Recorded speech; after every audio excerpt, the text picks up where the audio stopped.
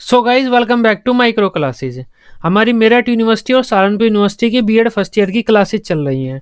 आज का हमारा सब्जेक्ट है growing up as a learner. आज का हमारा टॉपिक है व्यक्तित्व के सिद्धांत। पर्सनैलिटी के जो थियरी होते हैं, व्यक्तित्व के कौन कौन से सिद्धांत होते हैं, इंपॉर्टेंट क्वेश्चन है ये, कई बार पूछा गया है।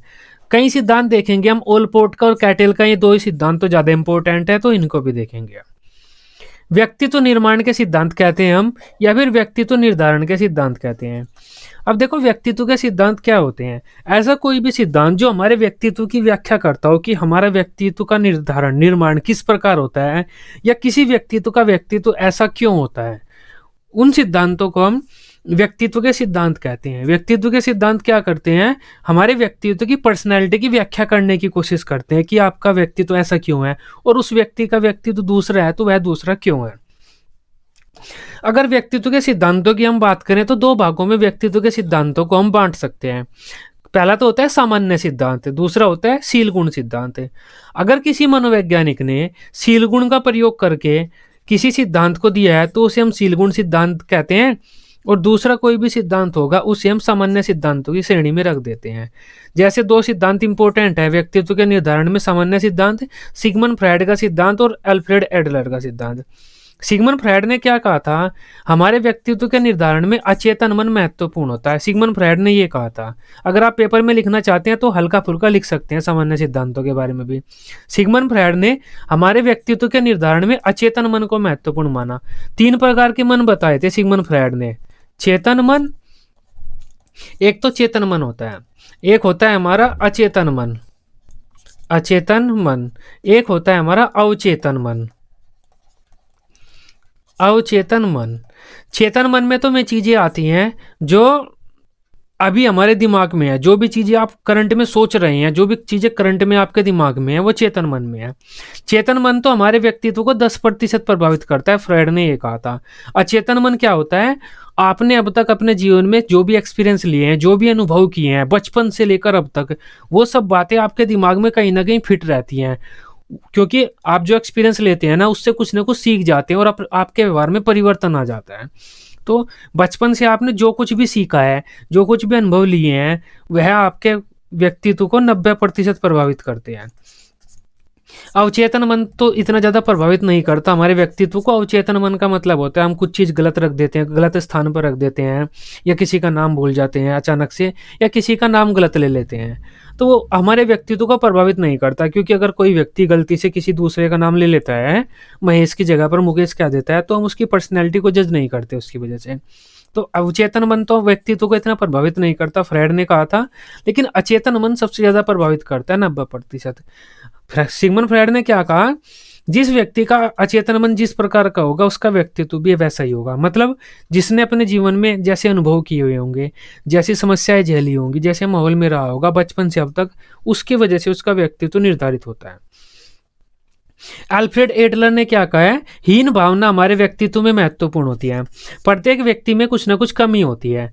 मान लेते हैं किसी व्यक्ति को बोलना नहीं आता, तो दूसरे जो बालक होते हैं, दूसरे जो व्यक्ति होते हैं, उसका मजाक उड़ाते हैं, उसका उपहास उड़ाते हैं, उस वजह से कि इस पे तो बोलना भी नहीं आता, शिक्षक के सामने बोल भी नहीं सकता, क्लास में खड़ा होकर यह तो क्वेश्चन भी नहीं पूछ सकता। तो इससे उस बालक में उस चीज के प्रति हीन भावना आ जाती है, जिससे वह बालक उस पर बहुत मेहनत करता है और अपने व्यक्तित्व में सुधार लाता है। जैसे कोई बालक बचपन में बोल नहीं पाता तो सब उसे चिढ़ाते हैं, जिससे वह बहुत अधिक मेहनत करता है, बोलने पर नई नई स्किल सीखता है, बोलने के तरीके ढूंढता है, और बाद में वह जाकर अच्छा नेता बन जाता है। तो उसका व्यक्तित्व नेता वाला हो गया। क्यों हो गया? क्योंकि उसे हीन भावना थी, उसे कम बोलता था वह बचपन में, सब उसे चिढ़ाया करते थे। तो सामान्य सिद्धांत ये होते हैं। फ्रायड ने तो क्या कहा, अचेतन मन महत्वपूर्ण होता है हमारे व्यक्तित्व में, और अल्फ्रेड एडलर ने क्या कहा, हीन भावना के द्वारा हमारा व्यक्तित्व निर्धारण होता है, व्यक्तित्व का निर्धारण। अब शील गुण सिद्धांतों की बात कर लेते हैं। शील गुण क्या होता है, सबसे पहले उसे देख लेते हैं हम। शील गुण जो होते हैं उसे हम विशेषक बोलते हैं, इंग्लिश में ट्रेट बोलते हैं। ये वेरी इंपॉर्टेंट टॉपिक है आपके पेपर में, ये आता है। अगर आपके पेपर की बात करूं मैं तो वेरी शॉर्ट में पूछा जाता है कि शील गुण किसे बोलते हैं। हमारे व्यवहार में कुछ ऐसे गुण झलकते हैं जिनके द्वारा हम जाने जाते हैं, उन गुणों को हम शील गुण बोलते हैं। जैसे कोई दयालु होता है, कोई सहयोग करता है दूसरों का, कोई ईमानदार होता है, कोई कायर होता है, कोई शर्माता है। तो हमारे व्यवहार के ऐसे गुण जिनके द्वारा हम जाने जाते हैं या जिनसे हमारे व्यक्तित्व का निर्धारण होता है, उन गुणों को हम, उन विशेषताओं को शील गुण कहते हैं। जैसे आप दयालु हैं, तो दयालु होने के कारण आपको दयालु माना जाता है, तो आपका एक गुण हो गया नहीं, ये आपका एक शील गुण हो जाता है, विशेषक हो जाता है। हमारे व्यवहार के ऐसे गुण या विशेषताएं जिनसे हमारे व्यक्तित्व की पहचान होती है या हमारे व्यक्तित्व का निर्माण होता है, उन्हें शील गुण कहते हैं हम। अब शील गुणों को आप समझ पाए होंगे। जो भी आप काम करते हैं, जो भी आप क्रियाएं करते हैं, एक तरह से में आपकी शील गुण ही होती है। जो आपका व्यवहार होता है, उस व्यवहार में जो गुण होते हैं, जो भी, अगर आप डरते हैं तो डरने वाला शील गुण हो गया, आप चुप रहते हैं तो चुप रहने वाला शील गुण हो गया, आप ज्यादा बोलते हैं तो ज्यादा बोलने वाला शील गुण हो गया। हमारी क्रियाओं को ही शील गुण कहा जाता है। हमारे ऐसे गुण, क्रियाएं या ऐसी विशेषताएं जो हमारे व्यवहार में झलकती हैं, उन्हें ही शील गुण कहते हैं हम। कुछ मनोवैज्ञानिकों ने हमारे इन शील गुणों के आधार पर व्यक्तित्व की व्याख्या की है। जैसे ओलपोर्ट और कैटिल, आरबी कैटिल बोलते हैं हम इन्हें, आरबी कैटिल बोलते हैं। इन्होंने शील गुणों का प्रयोग करके हमारे व्यक्तित्व की व्याख्या की है। इन्होंने क्या कहा है अपने सिद्धांत में कि अगर ये कुछ शील गुण किसी व्यक्ति में होंगे तो उसका व्यक्तित्व ऐसा हो जाएगा, ये शील गुण किसी व्यक्ति में होंगे तो उसका व्यक्तित्व ऐसा हो जाएगा। तो इस प्रकार इन्होंने शील गुणों के आधार पर अपने सिद्धांत दिए हैं। तब हम उन सिद्धांतों को शील गुण सिद्धांत कह देते हैं, और जिसने शील गुण के आधार पर सिद्धांत नहीं दिया उसे हम सामान्य सिद्धांत की श्रेणी में रख देते हैं। अब शील गुण सिद्धांत की बात करते हैं। शील गुण सिद्धांत होते क्या है, क्योंकि यही पेपर में पूछे जाते हैं आपके ज्यादातर। ओलपोर्ट का विशेषक सिद्धांत, विशेषक को हम शील गुण ही बोलते हैं, ट्रेट बोलते हैं, ओलपोर्ट ट्रेट थियरी। ओलपोर्ट ने क्या कहा कि 3 प्रकार के शील गुण होते हैं। ओलपोर्ट ने जो हमारी क्रियाएं होती हैं, जो विशेषताएं होती हैं, जो हमारे शील गुण होते हैं, उनको 3 भागों में विभाजित कर दिया। 3 प्रकार के शील गुण बताए ओलपोर्ट ने: प्रधान विशेषक, केंद्रीय विशेषक और गौण विशेषक। प्रधान विशेषक क्या होते हैं, सबसे पहले उन्हें देखते हैं। अगर किसी व्यक्ति में प्रधान विशेषक ये शील गुण होंगे, तब वह व्यक्ति इन्हें शील गुणों के द्वारा इस दुनिया में जाना जाएगा और परिचित हो जाता है। शील गुण मतलब क्या होता है, हमारी विशेषताएं, हमारे गुण या हमारी कुछ क्रियाएं जो हम करते हैं। तो अगर ये शील गुण हमारे व्यवहार में होंगे, हम इस दुनिया में उन्हीं शील गुणों के द्वारा परिचित हो जाते हैं। ये पूरी तरह से हमारे व्यवहार को बदल देते हैं। मान लेते हैं किसी व्यक्ति में हास्य वाला शील गुण है, हास्य, वह हंसता रहता है और दूसरों को हंसाता रहता है। तब किसी व्यक्ति में हास्य वाला शील गुण है, तब उस व्यक्ति को हम उसके इस हंसने वाली क्रियाओं के द्वारा ही जानेंगे। कोई मरा हुआ होगा, वहां पर भी वह व्यक्ति कुछ ना कुछ मजाक कर देगा, खुद हंसेगा, दूसरों को भी हंसाएगा। जैसे कपिल शर्मा, हमारा कपिल शर्मा में ये हास्य वाला ही शील गुण है। तो प्रधान विशेषक ऐसे शील गुण होते हैं जो अगर किसी व्यक्ति के पास हो, सबके पास नहीं होते ये, अगर किसी व्यक्ति के पास है तो 1 या 2 ही होंगे। अगर ये शील गुण किसी व्यक्ति के पास हैं तो ये उसके व्यक्तित्व को पूरा परिवर्तित कर देंगे और अपने रंग में ढाल लेंगे, जिससे उस व्यक्ति को हम उसी शील गुण के द्वारा जानेंगे। अब इसके बारे में, प्रधान विशेषक के बारे में पढ़ते हैं। प्रधान विशेषक प्रत्येक व्यक्ति में नहीं पाए जाते, परंतु जिस भी व्यक्ति में ये गुण पाए जाते हैं उसके व्यक्तित्व पर सबसे अधिक अपना प्रभाव डालते हैं तथा व्यक्तित्व निर्धारण में सबसे अधिक क्रियाशील रहते हैं। प्रधान विशेषक ही किसी व्यक्ति के व्यक्तित्व को अपने रंग में रखकर एक नई दिशा दे देते हैं। जिन व्यक्तियों में प्रधान विशेषक होते हैं वे व्यक्ति इन्हीं विशेषकों के कारण चर्चा का विषय बन जाते हैं तथा परिचित होते हैं। किसी व्यक्ति में इनकी संख्या 1 या 2 हो सकती है, ज्यादा नहीं होती।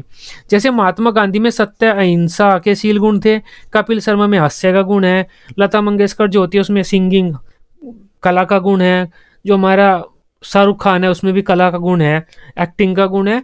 तो जिस व्यक्ति में ये प्रधान विशेषक होते हैं वे व्यक्ति इन्हीं विशेषकों के कारण दुनिया में परिचित हो जाते हैं। दूसरे होते हैं केंद्रीय विशेषक। अब केंद्रीय विशेषक हर व्यक्ति में होते हैं, इनकी संख्या 5 से 10 हो सकती है। अब जिसमें ये विशेषक प्रत्येक व्यक्ति में कुछ ना कुछ होते ही हैं। ये विशेषक व्यक्ति के व्यवहार को परिवर्तित तो करते हैं, प्रभावित भी करते हैं, लेकिन इतना ज्यादा प्रभावित नहीं करते जितना प्रधान करते हैं। ये थोड़ा कम प्रभावित करते हैं, लेकिन इनका प्रभाव हम किसी व्यक्ति के व्यक्तित्व में देख सकते हैं। केंद्रीय विशेषक प्रत्येक व्यक्ति में पाए जाते हैं। ये विशेषक प्रधान विशेषक जितने प्रभावित तो नहीं होते जो पूरे व्यक्तित्व को ही पूर्ण रूप से प्रभावित कर दें, लेकिन ये किसी व्यक्ति के व्यक्तित्व में महत्वपूर्ण भूमिका निभाते हैं। किसी व्यक्ति के दैनिक व्यवहार में ये जो विशेषक होते हैं वे झलकते रहते हैं। तथा व्यक्ति की पहचान बनते हैं। इनकी संख्या 5 से 10 हो सकती है। जैसे सामाजिकता, ईमानदारी, दयालुता, सज्जनता, कायरता, चाटुकारिता, दबंगपन। ये जो होते हैं ये केंद्रीय विशेषक होते हैं। मान लेते हैं कोई सामाजिक है व्यक्ति या कोई ईमानदार है, तो अपनी ईमानदारी के कारण या अपने दयालुता के कारण वह पूरी दुनिया में प्रसिद्ध तो नहीं हो सकता, इतना ज़्यादा फेमस तो नहीं हो सकता, लेकिन ऐसा हो सकता है कि उसके आसपास के लोग उसे इन गुणों के कारण ही जाने।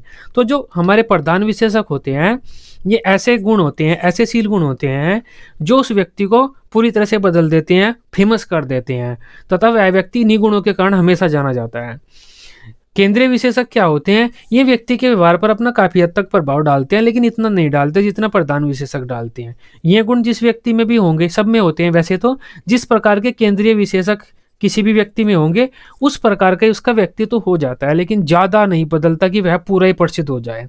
गौण विशेषक ये किसी व्यक्ति के व्यक्तित्व पर ज्यादा प्रभाव नहीं डालते, ये ऐसे शील गुण होते हैं ज्यादा प्रभाव नहीं डालते।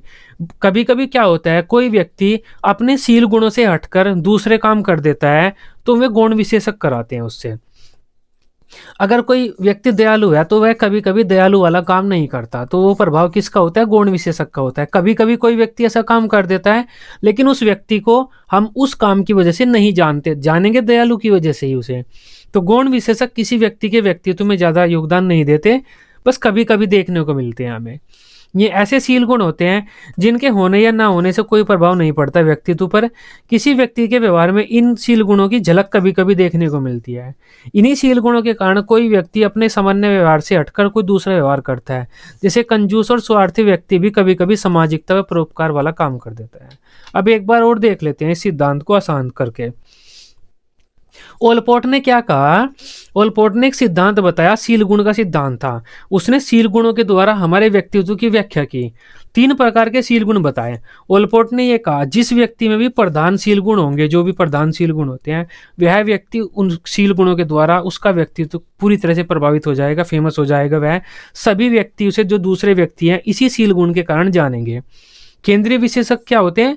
ये जो शील गुण होते हैं ये उस व्यक्ति पर अपना प्रभाव तो डालते हैं, आसपास के लोग उस व्यक्ति को जानते हैं कि हाँ वह व्यक्ति इस प्रकार का है, लेकिन उस व्यक्ति के व्यक्तित्व को पूरा प्रभावित नहीं करेंगे कि वह प्रसिद्धि हो जाए या सब लोग उस एक गुण के कारण ही उस व्यक्ति को जाने। किसी व्यक्ति का नाम आता है, जैसे मान लेते हैं अभिनव शर्मा का नाम आ गया, तो अभिनव शर्मा के जैसे केंद्रीय विशेषक है उसकी वैसी झलक हमारे सामने आ जाएगी, अरे वह तो कायर है, डरपोक है, कभी कभी हेल्प करता है। गौण विशेषक, अगर कोई व्यक्ति अपने सामान्य व्यवहार से हटकर दूसरा व्यवहार करता है तो वो गौण विशेषकों के कारण होता है, इसका व्यक्तित्व पर ज्यादा प्रभाव नहीं पड़ता। तो ये ओलपोर्ट का सिद्धांत था। अब बात कर लेते हैं आरबी कैटल के अनुसार। आरबी कैटल ने भी इस तरह ही व्यक्तित्व के विशेषक एक सिद्धांत दिया है। उन्होंने क्या कहा है? उन्होंने 2 प्रकार के व्यक्तित्व बांटे हैं। आरबी कैटल का यह सिद्धांत कारक विश्लेषण सिद्धांत के नाम से जाना जाता है। इन्होंने कारक विश्लेषण पर विधि का प्रयोग करके व्यक्तित्व निर्धारण के कुछ सामान्य गुणों को ज्ञात किया, जिन्हें इन्होंने व्यक्तित्व विशेषक कहा। इनकी कमियां अधिक मात्रा सभी में होती है, मतलब वही बात है, इन्होंने भी विशेषकों के कुछ प्रकार बताए। इन्होंने विशेषकों के 2 प्रकार बताए हैं, जो हमारी शील गुण होते हैं उनके 2 प्रकार, सतही विशेषक, स्रोत विशेषक। इन्होंने 2 प्रकार बताए हैं, लेकिन जो हमारा पहला सिद्धांत था ये ओलपोर्ट का सिद्धांत, इन्होंने 3 बताए थे, आरबी कैटल ने 2 बताए हैं, सतही विशेषक, स्रोत विशेषक। इन्होंने सतही विशेषक को कम महत्वपूर्ण माना है, स्रोत विशेषक को ज्यादा महत्वपूर्ण माना है हमारे व्यक्तित्व के निर्धारण में। सतही विशेषक कैसे होते हैं? जो हमारे व्यवहार में झलक जाते हैं, विशेषक में सतही विशेषक होते हैं, और सतही विशेषकों के आपस में मिलने से स्रोत विशेषक बनते हैं। यही बात इन्होंने कही है। सतही विशेषक क्या होते हैं? ये शील गुण किसी व्यक्ति के व्यक्तित्व की बाहरी सतह पर स्थित होते हैं। ये व्यक्तित्व के व्यवहार में को प्रत्यक्ष रूप से प्रभावित करते हैं। ये किसी व्यक्ति के प्रतिदिन के व्यवहार में आसानी से झलक जाते हैं। इनकी संख्या बहुत अधिक होती है, जैसे सामाजिकता, दयालुता, प्रसन्नता, क्रोध। अब आप सतही विशेषक उसे समझ सकते हैं जो हमारा पहला सिद्धांत था केंद्रीय विशेषकों को। जैसे केंद्रीय विशेषक हैं, इस प्रकार के इन्होंने सतही विशेषक दिए हैं आरबी कैटल ने। स्रोत विशेषक क्या होते हैं? ये सतही विशेषकों के आपस में मिलने से बन जाते हैं। यह व्यक्ति के व्यवहार में सतही विशेषकों के पीछे छिपे होते हैं, अप्रत्यक्ष रूप से व्यक्ति के व्यवहार को निर्धारित करते हैं। ये सतही विशेषकों की संख्या में कम होते हैं। किसी व्यक्ति की प्रतिदिन की क्रियाओं के द्वारा ये स्पष्ट नहीं होते, बल्कि सतही विशेषकों के माध्यम से ही हमें दिखते हैं। जैसे सामाजिकता और प्रसन्नता आपस में मिलकर मित्रता बन जाती है। तो सामाजिकता और जो प्रसन्नता थी ये सतही विशेषक है, इन दोनों के आपस में मिलकर व्यक्ति का व्यवहार कैसे बन गया, मित्रता वाला बन गया। मित्रता, जो खुश रहता है और सामाजिक है तो उसके मित्र भी ज्यादा रहेंगे। इस वजह से जो सतही विशेषक है ये आपस में मिलकर स्रोत विशेषक बन जाते हैं। कोई प्रेम करता है और दया करता है दूसरों पर, इससे वह अस्वार्थीपन बन जाता है, वह स्वार्थी बन जाता है, दूसरों की हेल्प करता है। तो स्रोत विशेषक मेन माने हैं आरबी कैटल ने, सतही विशेषक कम मेन माने हैं हमारे व्यक्तित्व के निर्धारण में। आरबी कैटल ने क्या किया, 35 शील गुणों का खोज की। हमारे क्रियाएं जो शील गुण तो आप समझ ही पाए क्या होते हैं। आरबी कैटल ने 35 शील गुणों की खोज की, उसमें से 16 शील गुण महत्वपूर्ण माने थे जो हमारे व्यवहार को परिवर्तित कर देते हैं या हमारे व्यक्तित्व को प्रभावित करते हैं। इन 16 शील गुणों के लिए, इन 16 शील गुण जो आरबी कैटल ने खोजी है, ये इनके मापन के लिए इन्होंने एक टेस्ट बनाया था जिसे हम 16 PF टेस्ट बोलते हैं। 16 PF क्वेश्चनरी बोलते हैं, 16 व्यक्तित्व कारक प्रश्नावली बोलते हैं। तो ये नाम है इसके। आरबी कैटल ने 16 शील गुणों का महत्वपूर्ण माना और उनके मापन निर्धारण के लिए इस टेस्ट का निर्माण किया। यह वेरी शॉर्ट में इंपॉर्टेंट है। पूछ लिया जाता है कि 16 PF टेस्ट, PF का मतलब होता है personality factor, 16 personality factor test या 16 पर्सनैलिटी फैक्टर क्वेश्चनरी का निर्माण किसने किया था, वो आरबी कैटल ने किया था। इस प्रकार की थी ये, पेपर में लिखने की जरूरत नहीं है, बस इतना ही लिख दो, आपका काम चल जाएगा। ये आज के हमारे सिद्धांत थे, शीलगुण सिद्धांत थे और कुछ सामान्य सिद्धांत थे। पेपर में तो वैसे आपके शीलगुण सिद्धांत ही पूछे जाएंगे, लेकिन मैंने सामान्य भी बता दिए, अगर आपको पेपर में लिखने हो तो लिख सकते हैं। आई होप व्यक्तित्व के सिद्धांतों को अब आप समझ पाए होंगे। वीडियो अच्छी लगी हो, आप इसे अपने बीएड ग्रुप में दोस्तों के साथ शेयर कर सकते हैं। बीएड की सभी सब्जेक्ट की डेली रेगुलर क्लासेस लेने के लिए आप इस चैनल को सब्सक्राइब कर सकते हैं। Till then, bye bye, take care.